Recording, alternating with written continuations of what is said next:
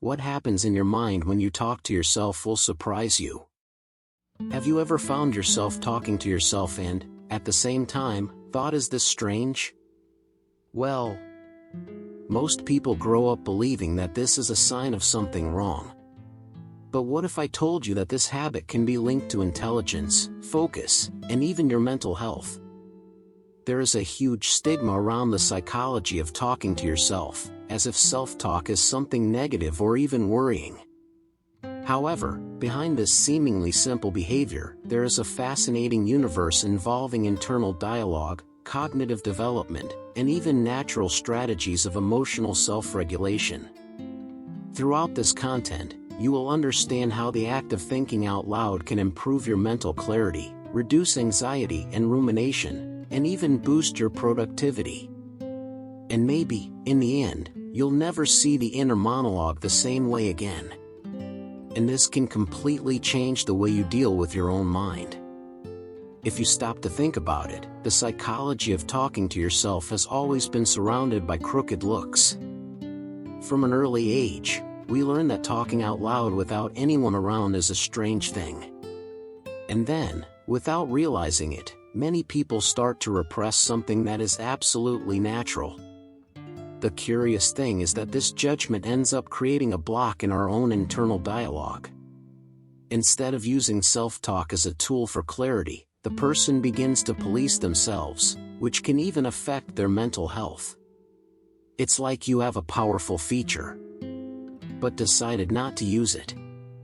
And look at the irony: while many avoid thinking out loud for fear of judgment, others use it precisely to improve focus and productivity on a daily basis. In other words, what seems strange on the surface can actually be a differential, and this opens up space for us to question what is really normal. Let's get straight to the point. Talking to yourself is not a sign of a problem, it is a sign of mental activity happening. The psychology of talking to yourself shows that this behavior is linked to intelligence and cognition, functioning as a natural extension of the inner monologue that we all have.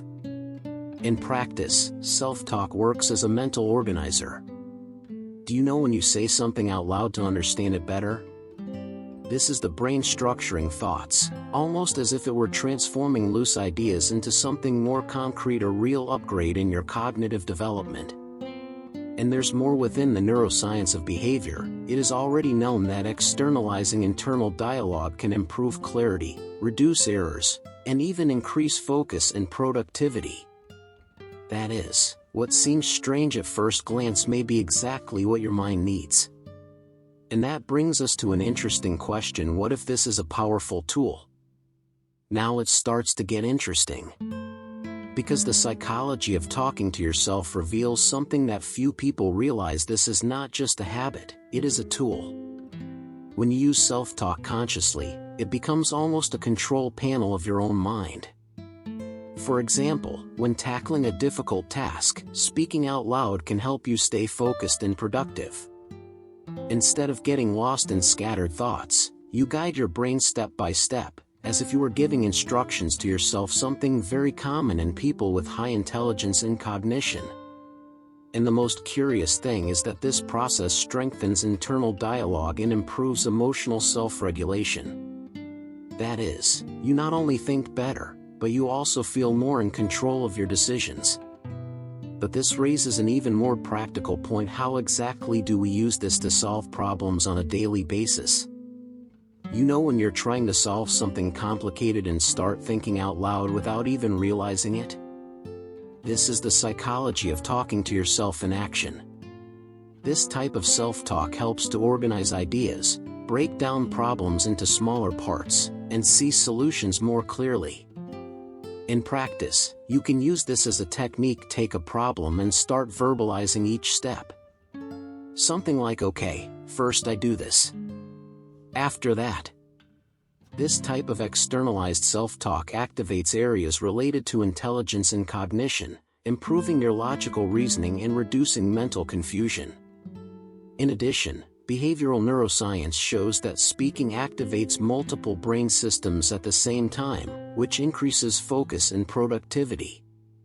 It's as if you're anchoring your thoughts in the real world, and that decreases anxiety and rumination. And then an important question arises: where does this habit come from such an early age? If you've ever observed a child playing alone, you've probably noticed that they talk all the time. This behavior, within the psychology of talking to itself, is known as egocentric speech, and it is essential for cognitive development. According to Jean Piaget, this type of speech was seen as something temporary, which would disappear over time. Lev Vygotsky, on the other hand, saw it differently. For him, this self-conversation evolves and becomes our internal dialogue, being fundamental for intelligence and cognition throughout life. In other words, that childish habit of thinking out loud doesn't go away, it just gets quieter, becoming the famous inner monologue. And when we rescue this in adult life, we are, in practice, accessing a natural tool for emotional self-regulation and learning. Which brings us to something even deeper. Does talking to yourself also help you deal with emotions? Now we enter one of the most powerful parts of the psychology of talking to yourself: the use of self-talk as a tool for emotional self-regulation. You know that moment when you say, "Calm down, it's going to work out"? This isn't silly, it's your brain trying to stabilize itself. When you externalize internal dialogue, you create a kind of conscious internal support. Instead of being swallowed up by anxiety and rumination, you start to respond to yourself more clearly, almost as you would a friend. This strengthens your mental health and reduces impulsive reactions. In practice, you can practice this when you are under pressure. Speak out loud simple and welcoming instructions. Something like, breathe, one step at a time. This type of thinking out loud activates mechanisms in the neuroscience of behavior that help with emotional control, and this paves the way for understanding a curious phenomenon: why do we repeat certain thoughts so much? You know, when you keep repeating something in your head or even saying it out loud over and over again? This is part of the psychology of talking to yourself and has an important function. The brain is trying to process, organize, and anticipate scenarios. This repetition, when well directed, helps with cognitive development, planning, and even focus and productivity. For example, by repeating the next steps of a task in the form of a self-talk, you reduce errors and keep your mind aligned with the goal. But there is a limit. When this cycle turns into anxiety and rumination, the internal dialogue stops helping and starts to trap you in the same thought. The key here is to transform the inner monologue into something active and directed. And this leads us to an even more interesting side. And when this speech becomes creativity, here comes a fascinating side of the psychology of talking to yourself: creativity. Many artists, writers, and thinkers use self-talk as a way to explore ideas, test possibilities, and bring to life what was once just in the inner monologue. It is not uncommon to see someone talking to themselves while creating. This is the internal dialogue being externalized. By thinking out loud, you can listen to your own ideas, adjust your thinking, and even discover connections that would go unnoticed in silence. It's practically a real-time mental laboratory. If you want to test, try something simple: choose an idea and start explaining it out loud, as if you were teaching someone. This process activates areas related to intelligence and cognition, in addition to stimulating the neuroscience of behavior focused on creativity. And this raises an interesting question: can not only creating, but also talking to oneself fill the void of loneliness? Now think with me. In moments of absolute silence, self-talk can work as a form of companionship. Within the psychology of self-talking, this isn't neediness, it's the brain trying to maintain connection, even in the absence of other people.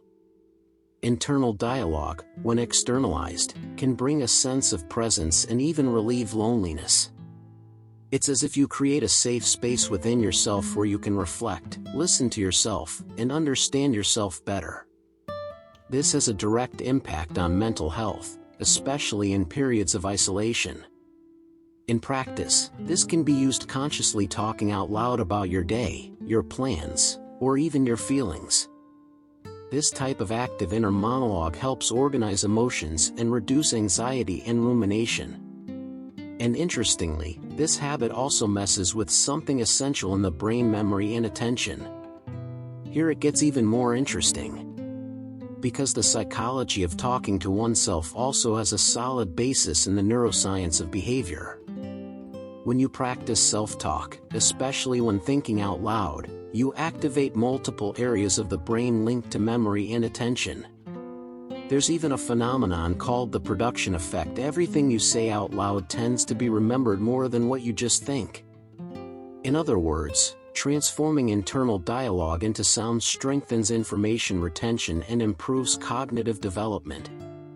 In practice, this is gold. Studying aloud, repeating concepts, or even explaining something to yourself can greatly increase your focus and productivity. It's as if you gave a boost to your intelligence and cognition. But of course, not everyone uses it in the same way, and that's where the different psychological profiles come in. Not everyone experiences self-talk in the same way, and this is something that the psychology of talking to yourself makes very clear. In people with anxiety and rumination, for example, the internal dialogue can become more intense, repetitive, and even difficult to control. In profiles with ADHD or autism, thinking out loud can be a natural strategy for mental organization. The person uses speech as a support to structure actions, maintain focus and productivity, and better deal with external stimuli, which is directly linked to intelligence and cognition. In cases of isolation or experiences of trauma, the inner monologue can take on a role of emotional support. Self-talk works as an attempt at emotional self-regulation, helping to process feelings and make sense of experiences.